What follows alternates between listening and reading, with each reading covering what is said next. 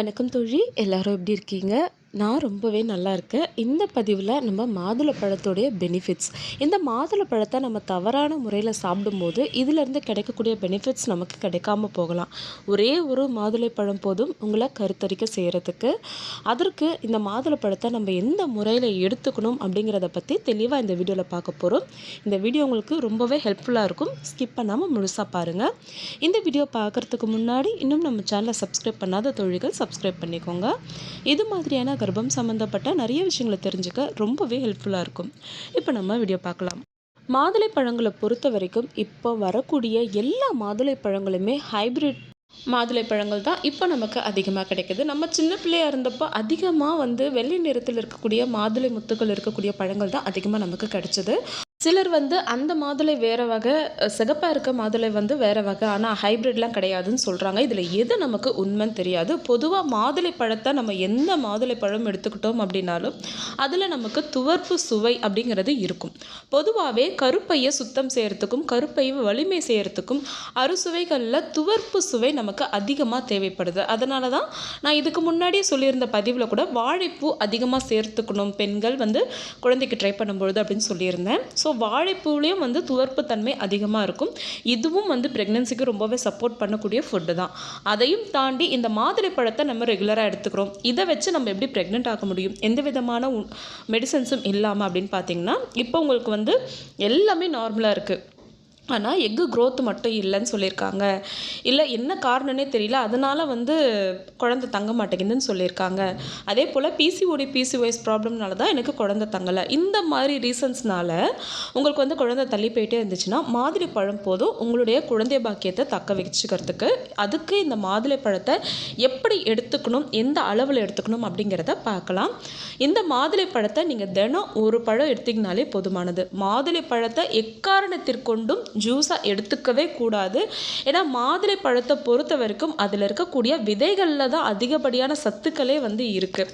பொதுவாகவே நிறைய நம்ம பார்த்தோம்னா விதைகள் அதிகமாக இருக்கக்கூடிய காய்கறிகள் பழங்கள் யார் அதிகமாக சேர்த்துக்கணும்னு பார்த்தீங்கன்னா, குழந்தைக்காக ட்ரை பண்ணுற தம்பதிகள் விதைகள் அதிகமாக இருக்கக்கூடிய காய்கறிகள் பழங்களை எடுத்துக்கணும். அதில் நம்ம அத்திப்பழத்தை சேர்க்கலாம். அதே போல் இந்த மாதுளை முத்துக்களையும் நம்ம எடுத்துக்கலாம். இந்த மாதுளை முத்துக்களை நம்ம ஃபில்ட்ரு பண்ணி ஜூஸாக எடுத்துக்கும் பொழுது அதோடைய பெனிஃபிட்ஸ் எல்லாமே அந்த ஃபைபர் எதுவுமே நமக்கு கிடைக்காது. வெறும் அந்த சாறில் நமக்கு கிடைக்கக்கூடிய சத்துக்கள் மிக மிக குறைவு தான். அதிலே நீங்கள் சுகர் ஆட் பண்ணிட்டீங்கன்னா சுத்தம், நீங்கள் குடிக்காமலே இருக்கலாம் அப்படின்ற மாதிரி தான் ஆயிரும். அப்போ நீங்கள் இந்த மாதுளை பழத்தை எப்படி எடுத்துக்கலாம்னா, தினம் ஒரு மாதுளை பழத்தை அந்த முத்துக்களை மட்டும் எடுத்துக்கோங்க. அதே போல் இதையும் தாண்டி மாதுளை பழத்தில் நம்ம அந்த மெல்லியதாக ஒரு தோல் இருக்கும் பார்த்தீங்களா, உள்பகுதியில் வெள்ளை நேரத்தில், அதை என்ன பண்ணுவோம், தூக்கி போட்டுருவோம். உண்மையிலேயே அதில் தான் மிகுந்த சத்துக்கள் இருக்குது. அந்த மாதுளை முத்துக்களோடு சேர்த்து அந்த மெல்லியதாக இருக்கக்கூடிய அந்த தோலை நம்ம அப்படியே சாப்பிடலாம். லைட்டாக துவர்ப்பு தன்மையாக இருக்கும். இது அவ்வளோ நல்லது. அந்த மாதுளை பழத்தில் இருக்கக்கூடிய அந்த மென்மையான தோலை நம்ம தொடர்ச்சியாக சாப்பிட்டுக்கிட்டு வரும்பொழுது உங்கள் யூட்ரஸில் ஏதாச்சும் புழுப்பூச்சி இருந்துச்சுன்னா கூட உங்களுடைய பீரியட் டைம்லேயே அது வெளியே வந்துடும். அது மட்டும் இல்லாமல் இந்த மாதுளை முத்துக்களை அந்த தோலோடு சேர்த்து சாப்பிடும்பொழுது யூட்ரஸோட தசைகளுக்கு, கருப்பை தசைகளுக்கு அப்படி ஒரு வலிமையை கொடுக்கும். இரத்த ஓட்டத்தை நமக்கு சீர்படுத்தி கொடுக்கும். ஹீமோக்ளோபின் லெவல் இம்ப்ரூவ் பண்ணுறதுக்கு ரொம்ப ரொம்ப பெஸ்ட் ஆப்ஷன்னா மாதுளை பழத்தை தான் சொல்லுவேன். தினம் ஒரு மாதுளை பழம் சாப்பிட்டுட்டு வரும்பொழுது உங்களோட ஹீமோக்ளோபின் லெவல் நீங்கள் நினச்சி கூட பார்க்க முடியாத அளவுக்கு நல்லாவே இன்க்ரீஸ் ஆகும். அது எல்லாத்தையும் விட ரத்த சுத்தப்படுத்துறதுல இந்த மாதுளை பழம் முதலிடத்தில் இருக்குன்னே சொல்லலாம். ரத்தத்தில் சர்க்கரை அளவு அதிகரிக்கும் பொழுது தான் நமக்கு பிசிஓஎஸ் ப்ராப்ளம்லாம் வருது. அந்த ரத்த சர்க்கரை அளவை குறைக்கிறதுக்கு இந்த மாதுளை முத்துக்கள் நமக்கு பெரிதுமே உதவும். இது எல்லாத்தையுமே தாண்டி இதில் இருக்கக்கூடிய ஆன்டி ஆக்சிடென்ட்ஸ், அதுக்கப்புறம் ஆன்டி மினரல்ஸ், இது ரெண்டுமே நம்ம சுறுசுறுப்பாக வச்சுக்கிறதுக்கும், எப்போவுமே சோர்வாக இருப்போம் இல்லையா, இந்த ஹார்மோன் இம்பேலன்சிங் வந்துருச்சு, பிசிஓடி ப்ராப்ளம் வந்துருச்சுனாலே எப்போவுமே ஒரு சோர்வாக இருக்கும், எப்போவுமே டிப்ரெஷன்லேயே இருக்கிற மாதிரி இருக்கும். ஸோ இந்த மாதுளை பழத்தை நம்ம தொடர்ச்சியாக எடுத்துக்கும் பொழுது அந்த நிலையும் மாறும். அதே போல் ஸ்கின்லாம் ஃபஸ்ட்டு என்னோட ஸ்கின் ஃபஸ்ட்டு நல்லா இருந்துச்சு, பிரைட்டாக இருந்தேன், இப்போ ரொம்ப கம்மியாயிடுச்சு, இந்த மாதிரி ப்ராப்ளம் இருக்கக்கூடிய பெண்களும் தொடர்ச்சியாக மாதுளை பழத்தை எடுத்துக்கும் பொழுது ரத்த சுத்திகரிப்பின் காரணமாக அவங்களுடைய ஸ்கின்ல ஒரு க்ளோ வரும். ஹார்மோன் இம்பேலன்சிங் ப்ராப்ளம் சரியாகிறதுனால பிசிஓடி சரியாகி சீக்கிரமே ப்ரெக்னென்சியும் பாசிட்டிவ் ஆகும். அடுத்ததாக நான் ஃபஸ்ட்டே வந்து மாதுளை முத்துக்களையும் அந்த வெள்ளைத்தோலையும் வந்து அப்படியே எடுத்துக்கணும்னு சொல்லியிருந்தேன் இல்லையா, இதையும் தாண்டி மாதுளை பழத்தினுடைய வெளித்தோல் அந்த தோலையும் நம்ம வந்து பயன்படுத்தலாம். அதை வந்து நீங்கள் நிழல் காய்ச்சலாக அதை வந்து காய வச்சு அதை வந்து நீங்கள் பவுட்ரு பண்ணியும் எடுத்துக்கலாம். நாட்டு மருந்து கடைகளில் மாதுளை பழத்தோல் பொடின்னு கூட கிடைக்கும், நீங்கள் அதையும் வந்து யூஸ் பண்ணிக்கலாம்.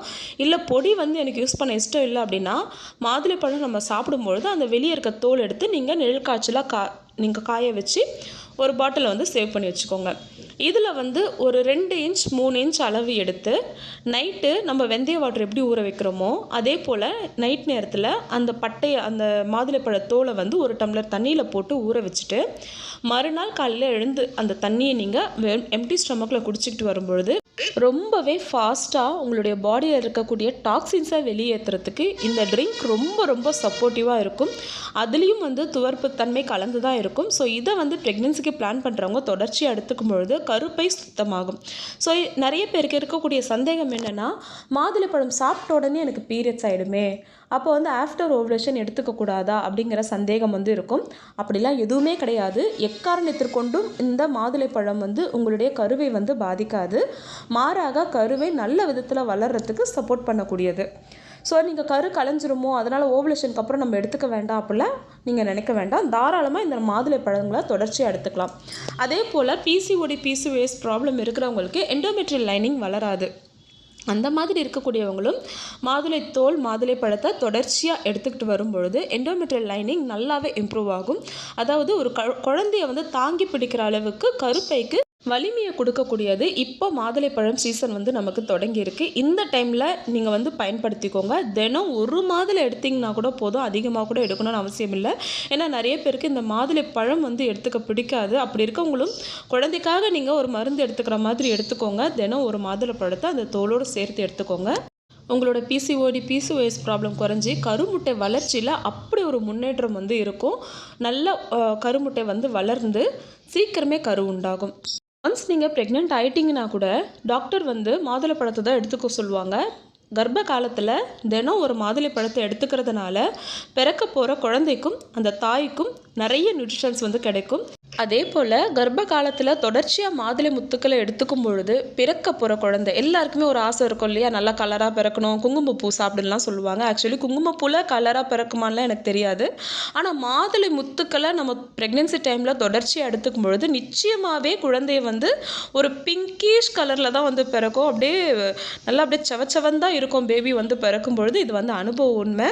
கண்டிப்பாக வந்து நீங்களும் முயற்சி செய்து பாருங்கள். மாதுளை முத்துக்களை மட்டும் மிஸ் பண்ணாதீங்க.